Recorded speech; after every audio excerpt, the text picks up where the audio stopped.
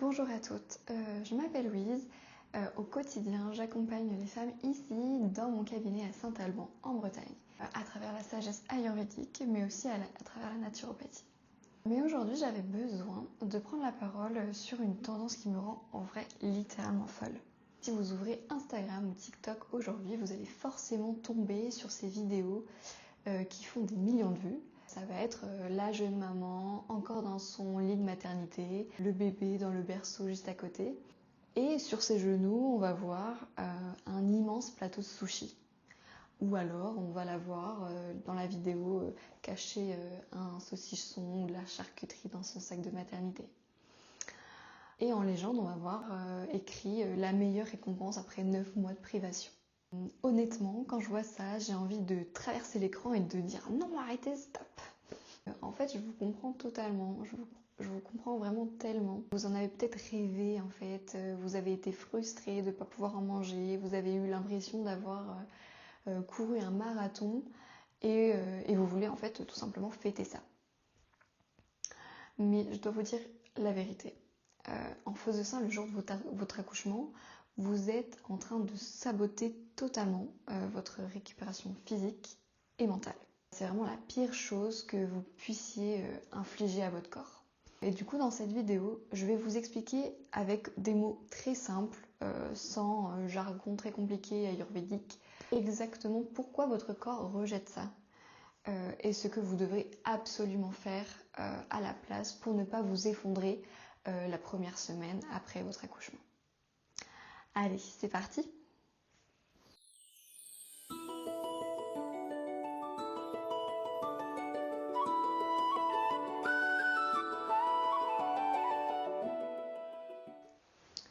Alors tout d'abord, pour comprendre pourquoi le plateau de sushi est vraiment un désastre, il faut comprendre ce qui se passe à la seconde exacte où votre bébé naît. Pendant 9 mois, votre ventre était en fait comme une maison pour lui, complètement rempli. Donc c'était lourd, c'était dense, c'était plein et c'était très chaud, donc environ à 37 degrés. Ça, c'était vraiment la maison de votre bébé, votre ventre. Donc, c'était les qualités que votre ventre avait. Donc, lourd, chaud, dense, plein. Voilà, ça, c'est les qualités principales. Et soudainement, en quelques minutes, ou en quelques heures, parce que voilà, le bébé sort. Le placenta sort aussi. Vous perdez les os aussi. Et donc, qu'est-ce qui se passe dans cette maison de votre bébé ? Eh ben, elle se retrouve en fait totalement vide. Elle se retrouve vide. Il n'y a plus rien, il n'y a plus le placenta, plus le bébé, plus les os. Donc vous retrouvez vide. Et du coup, la nature a horreur du vide. Donc qu'est-ce qui se passe quand il y a un grand vide qui se crée d'un coup ? Eh ben, il va y avoir des courants d'air qui vont s'engouffrer, du froid. Donc ça va être des qualités qui vont être complètement opposées à ce qu'était votre ventre avant. J'appelle ce phénomène la tempête Vata. Vata, c'est un dosha qui est régi par l'élément air et éther. Imaginez en fait tout simplement qu'une tempête de vent glacé en fait s'engouffre dans votre bassin, dans votre ventre. Donc c'est pour ça que juste après l'accouchement, presque toutes les femmes se mettent à trembler de froid de manière en fait incontrôlable. Votre corps en fait est en état de choc, il est glacé. Il est vidé de son énergie. Et maintenant, si on parle de votre digestion, donc en Ayurveda, on compare en fait le système digestif à un feu de cheminée. On appelle ça le feu digestif, on appelle ça Agni. Quand vous êtes en pleine forme, ce feu en fait va brûler normalement, va brûler fort. Il peut réduire en cendres n'importe quel plat, donc par exemple un poulet frites. Mais en fait, l'accouchement va vous demander une énergie titanesque en fait. Donc en fait, toute l'énergie de votre corps est descendue vers le bassin pour faire sortir le bébé, pour le faire expulser. Donc toute l'énergie va être dirigée vers cette intention. Résultat, en fait, votre feu de cheminée, votre fait digestif est presque éteint parce que toute l'énergie est descendue dans votre bassin pour le bébé. Donc il n'y a plus d'énergie pour brûler quoi que ce soit. En fait, il reste juste des petites braises à votre feu digestif. Maintenant, mettons ces deux informations ensemble. Donc vous êtes rempli de froid et de courant d'air d'un côté, donc votre ventre est rempli de courant d'air, de froid, et votre feu digestif de l'autre côté n'est plus qu'une minuscule braise. Ok, on a ces deux informations. Si on regarde le sushi, qu'est-ce qu'un sushi? Donc c'est du poisson cru qui sort du frigo, donc c'est littéralement froid, glacé. Vous avez aussi du riz qui est imbibé de vinaigre, qui est acide et froid. Donc ça c'est le sushi. Et qu'est-ce que de la charcuterie? C'est de la viande qui va être extrêmement dure et sec. Donc les qualités du froid pour les sushis et du dur et du sec pour la charcuterie, c'est des qualités que vous allez retrouver dans votre ventre. Donc du froid, etc. Donc si vous mettez du froid sur du froid, bah, ça ne va pas réchauffer. Voilà. Si vous jetez un bloc de glace ou une bûche dure et sec, donc votre charcuterie ou votre poisson, le bloc de glace, sur des toutes petites braises, et ben qu'est-ce qui se passe? Le feu va s'éteindre complètement. Donc le feu digestif va s'éteindre complètement. Concrètement, dans votre corps, ça veut dire que votre estomac n'a aucune force pour décomposer ce repas, pour l'assimiler. La nourriture va stagner, elle va fermenter dans votre corps et ça va créer en fait énormément de gaz. Or en fait votre utérus est en train en fait d'essayer de se rétracter, donc c'est ce qu'on appelle les tranchées, les fameuses tranchées qui peuvent faire mal pour certaines femmes quand l'utérus du coup se remet à sa place. Donc si en plus vous avez l'intestin qui se remplit de gaz froid qui appuie sur cet utérus qui est meurtri, la douleur va être encore multipliée. Donc vous allez avoir encore plus mal au niveau de ces tranchées. Pire encore, pour essayer en fait de digérer ce repas impossible, votre corps va puiser dans vos toutes dernières réserves.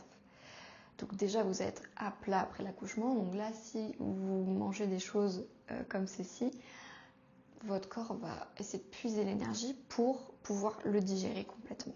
Au lieu de fabriquer du lait pour votre bébé et au lieu de cicatriser votre périnée, votre corps en fait va s'épuiser à digérer du saumon cru. C'est ça qui peut provoquer les immenses coups de fatigue donc après l'accouchement et les crises de larmes à peu près au niveau du 3e jour qu'on appelle le fameux baby blues. Alors que faire pendant les 10 premiers jours qui suivent la naissance? La règle en fait est toute simple. Votre corps en fait est comme j'aime bien dire du cristal. Il est fragile, transparent et il faut le manipuler avec une douceur infinie. On doit en fait ramener à ce corps de la chaleur et on doit faciliter le travail de votre estomac. Donc en fait, je vais vous présenter 3 petites règles d'or pratiques pour en fait votre valise de maternité. Donc la règle numéro 1, c'est le thermos. Et donc interdisez l'eau froide à tout prix. Donc l'eau froide en fait fige les graisses et éteint votre feu digestif.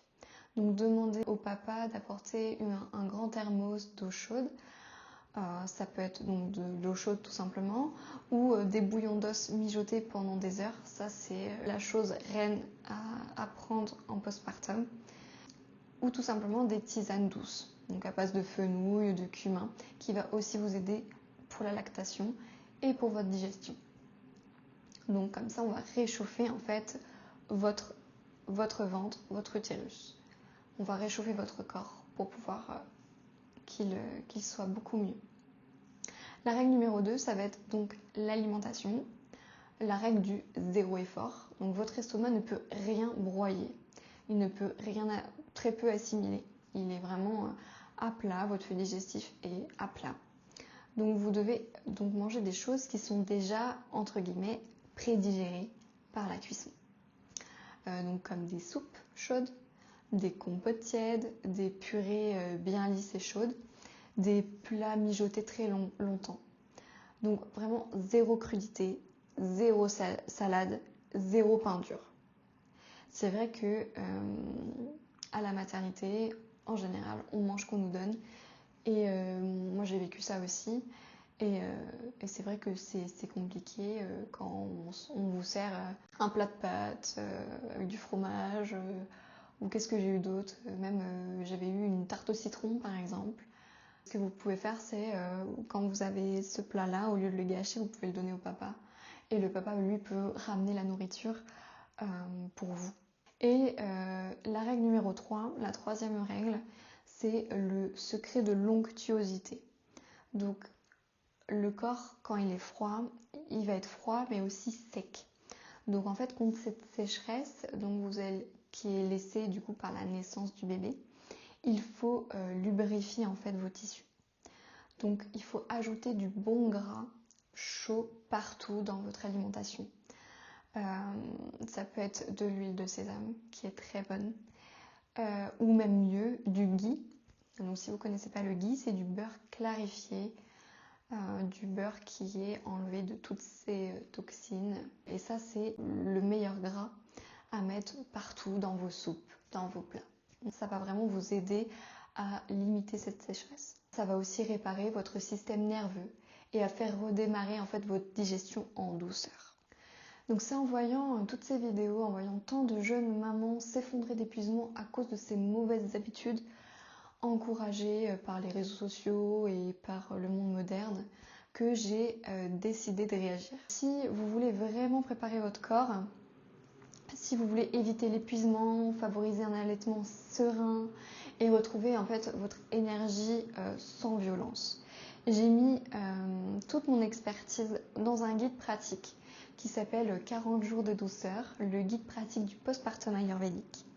À l'intérieur, je vous prends par la main pendant 40 jours. Je vous explique comment mettre en place ces 40 jours.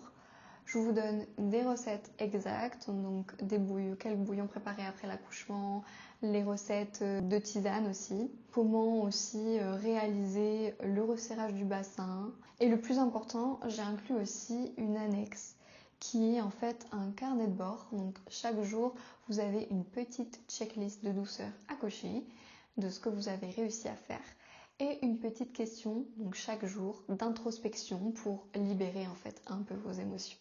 Donc ne tombez pas dans le piège du plateau sushi à la maternité, votre corps mérite tellement plus de respect après ce qu'il vient d'accomplir. Si vous êtes enceinte ou si vous connaissez une femme qui va bientôt accoucher, partagez-lui cette vidéo.